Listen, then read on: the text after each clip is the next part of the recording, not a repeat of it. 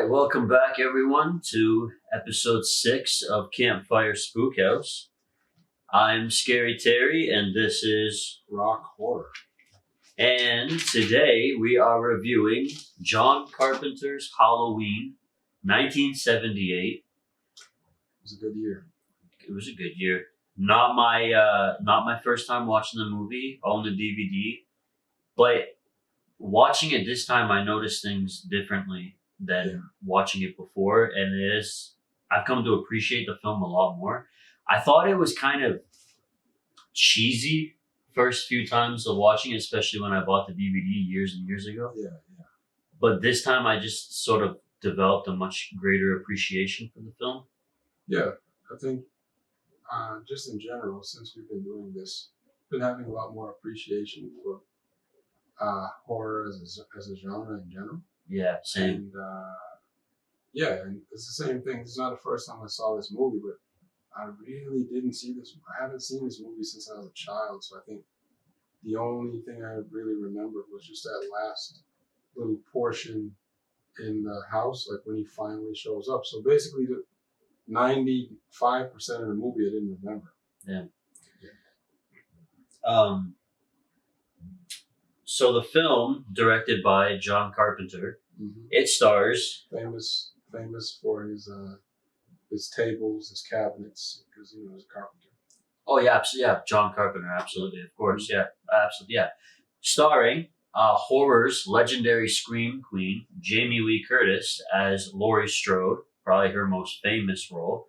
Yeah. Donald Pleasance as Dr. Sam Loomis. Yep.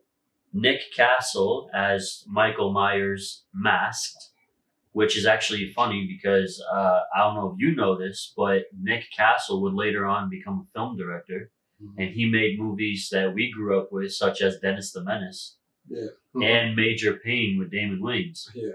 So that's pretty awesome. That's funny.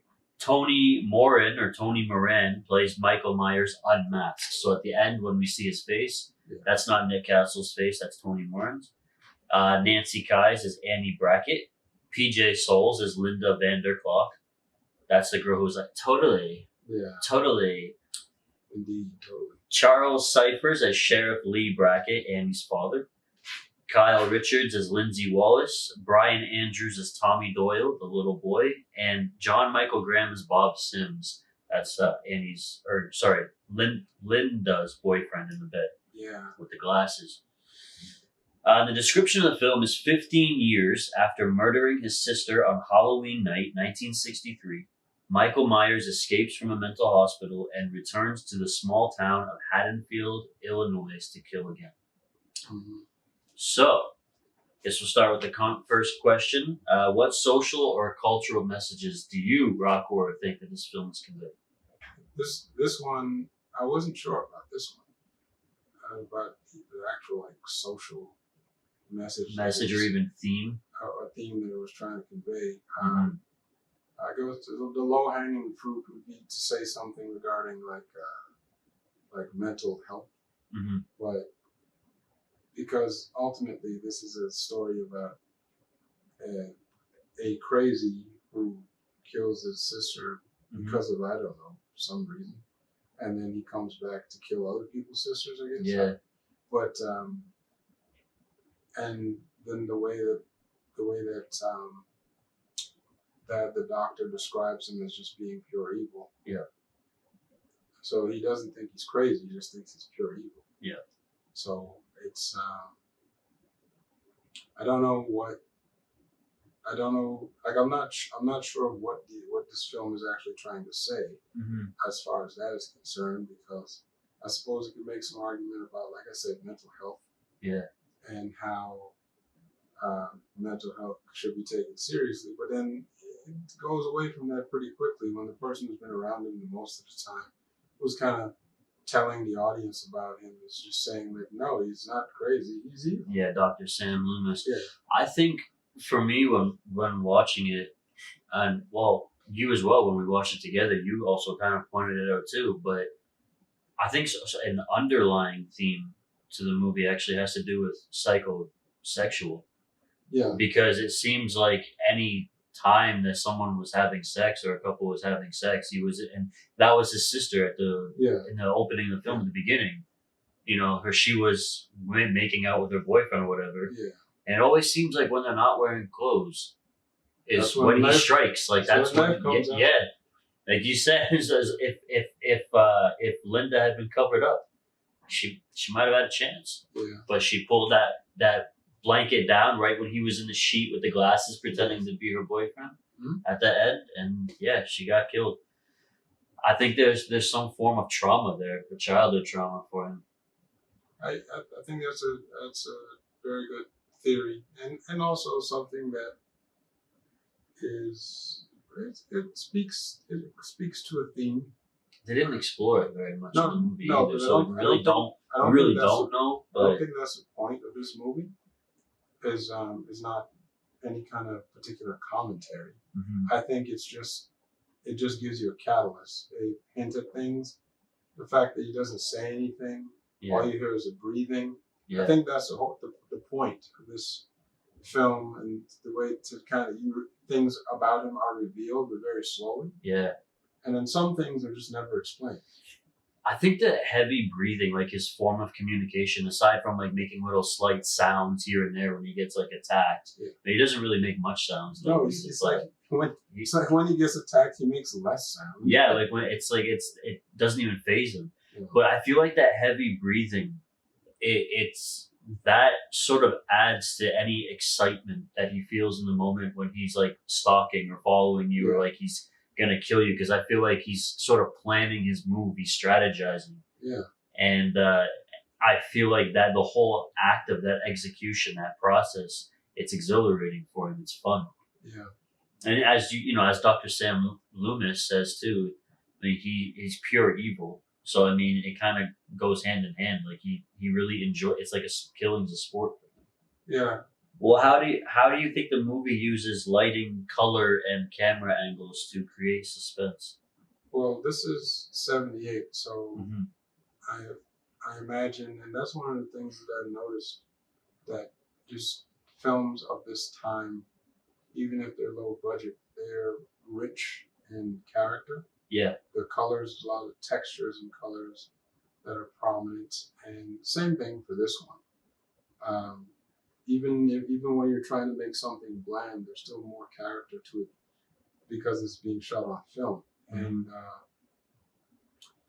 that's one of the things that I noticed about this particular film, and then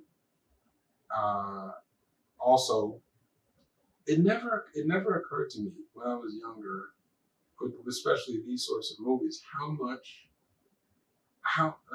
the camera was like moving around. Yeah. I never noticed that before. But Yeah. The camera moves a lot to the point where it's like, they're kind of run and gun or shaky cam, the type of movie that somebody in the early 2000s would have made with a DSLR. Yeah. With that kind of vibe. That's the vibe that I get when I'm watching the movie.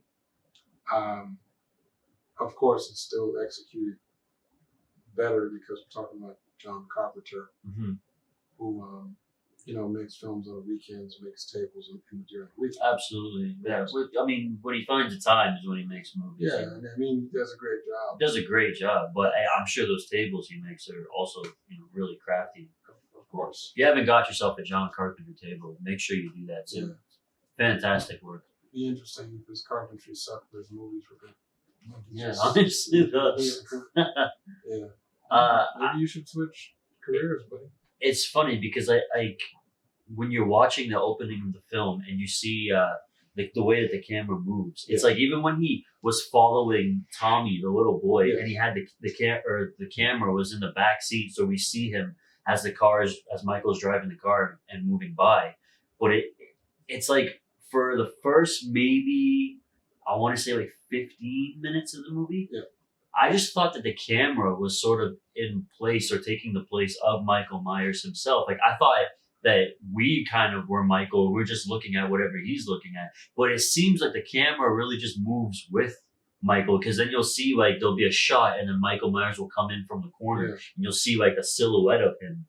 And so I feel like it's almost like that camera, like in a sense of like Dexter. It's like his dark passenger. Yeah, I could see that. That seems to be what the plan was. Yeah, Because you're right. It's not really his POV as much as maybe it's the evil that is like it's almost like possession. I yeah, feel like that's following alongside him. yeah, So he is this. So that would he would be like the vessel, yeah, and then what we are seeing is the thing that's controlling him. And it's just it was excellent use of that technique. yeah. I And agree. especially in the beginning, excellent framing as well, because especially the shot you mentioned with the little boy walking. Yeah, It was framed from inside the car, and you get that shadow, the back window of the car, so you see that it's coming from inside the car. It's not like if the lens is pointing out. So yeah, even that is representative of like being inside and hidden. yeah, So like whatever's looking at this child is the child can't see because it's back into the car. yeah, Because you could see the car window, you could see the silhouette and the outline. yeah. But that still frames him. That was it was a great shot, great framing, It was. and I remember that stood out. But there was a lot of that going on. The budget was 300,000. Yeah, and for a movie, even adjusted for inflation, $300,000 movie Yeah, is basically craft services is bread and water, whatever you ate before you came to set yeah. So $300,000 budget for film, bro. for the movie for Halloween, and then it's box office intake. It made 70 million. Yeah, That's insane. yes, So I mean, it just goes to show. I mean, never shy away from that. A low budget indie film, especially in the horror genre too. I mean, it has the potential to be really well as long as you have a great story to work with. Yeah. And you have I mean, I want to say decent to good cast because it is a horror film nonetheless. Yeah.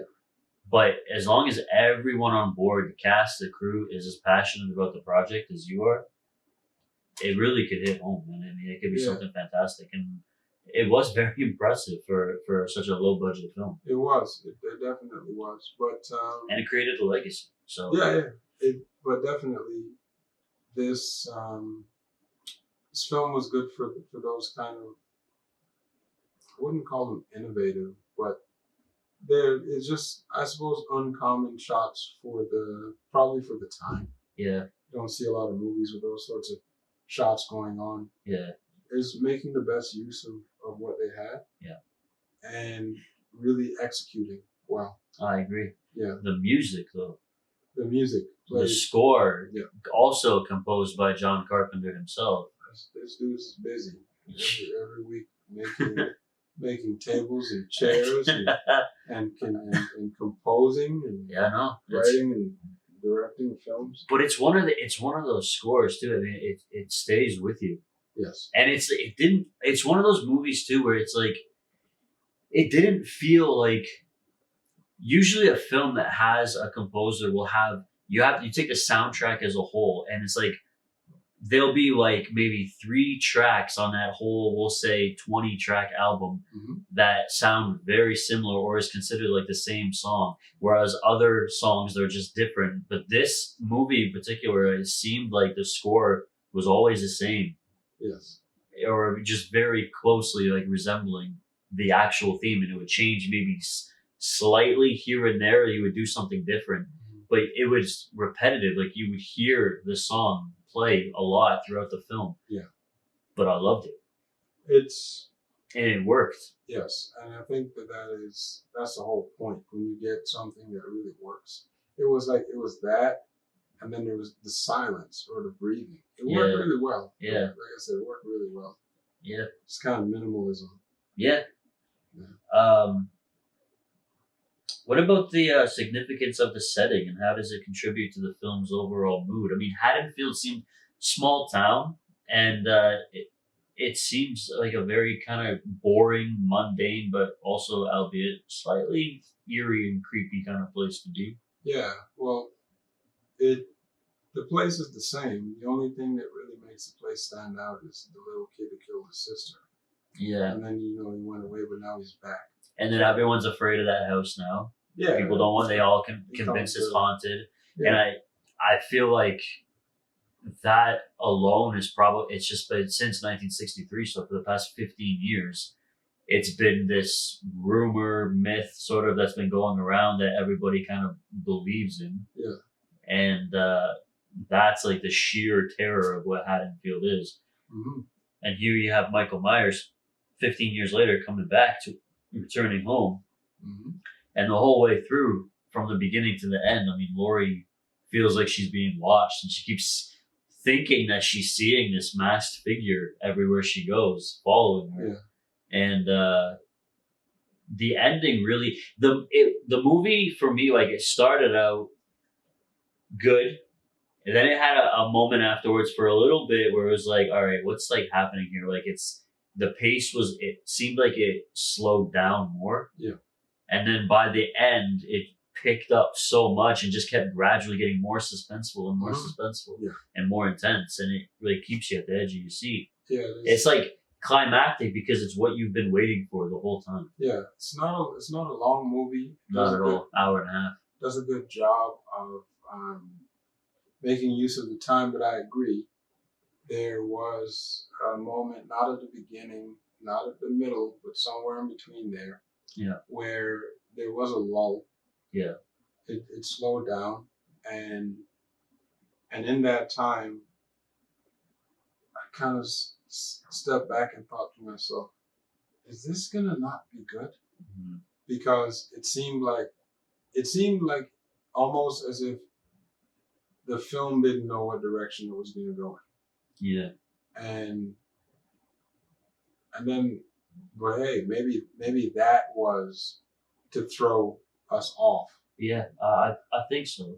Because the whole thing about thinking that you know where it's going to go, and then bringing you someplace, and then it seems like, well, this is nothing, or this is not what I expected. Yeah. But then going, kind of leaning really hard into where you thought it was going to go, and as you said, just kind of increasing the intensity, the suspense. Yeah. To the point where it's like, wow, this is a really good movie.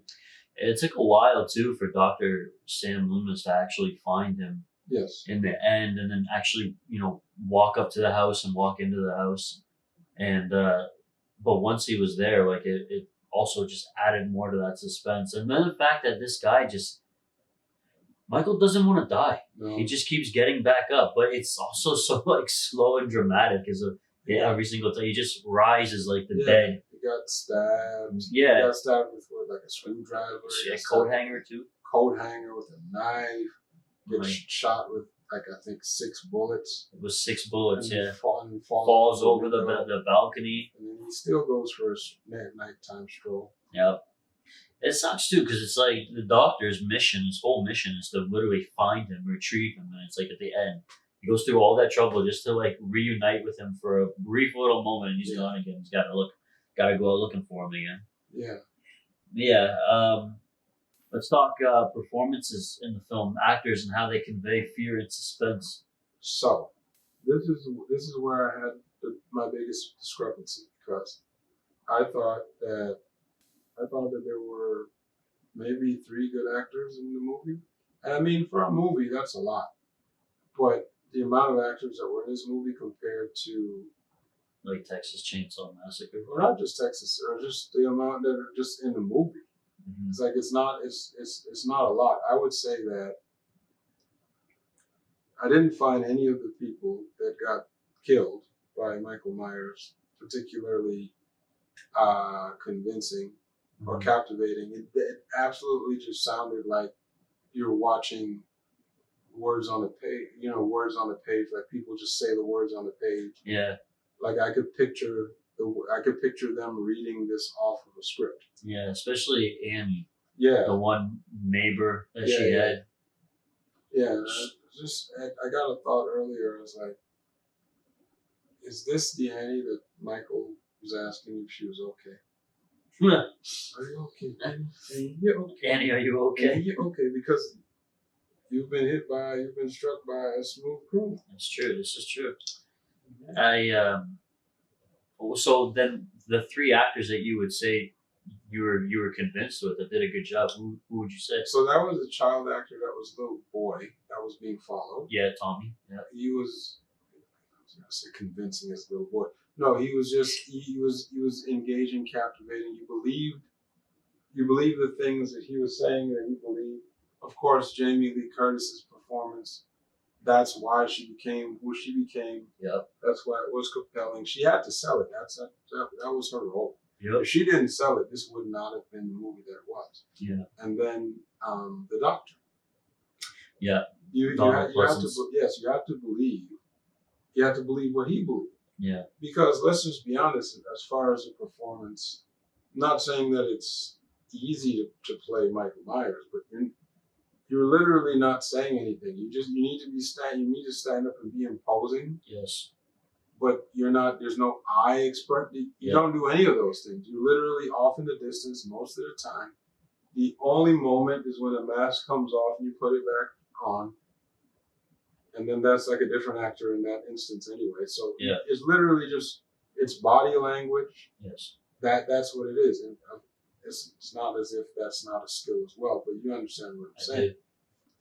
So really, it is the Doctor's performance, is Jamie Lee Curtis's performance, and that little boy is what really pulled it together for me. Because everybody else, they could have been in any movie at any time, just like background actors. They could exchange those actors for the ones in Texas Chainsaw Massacre or any other one. What about the actor who played the sheriff?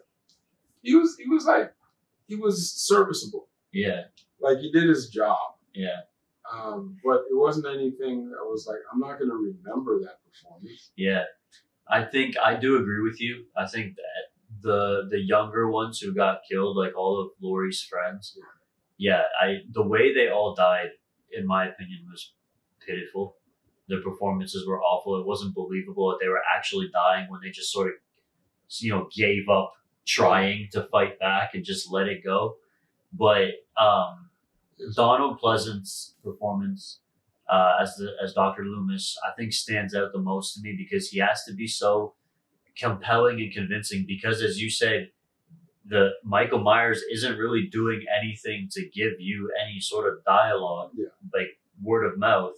But that means that it's Donald Pleasance, it's the Doctor, who has to literally tell you everything about him. Yes, he is responsible for every single bit of information, every single bit of exposition. Yes, comes from him, because even in the beginning, with that opening sequence, it's still kind of confusing.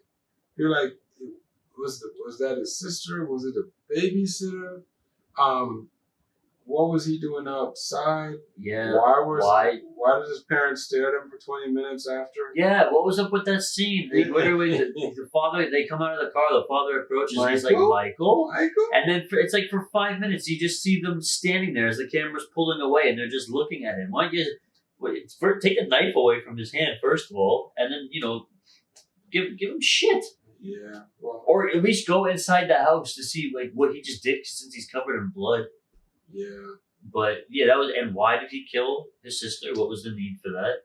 But yeah, you don't know much of anything. So, also, a 15-year gap though. He's 6 years old when he kills them, and he's at 21 years old. The dude, Tony Moran or whatever. He looked like he was at least in his 30s, or early 30s, maybe late 20s. Yeah. Probably early 30s, to be honest. At 21 years old, he doesn't look like that. So this guy, apparently Michael, in the mental hospital for 15 years, just been on lifting weights and on steroids the entire time to become this menacing jacked figure.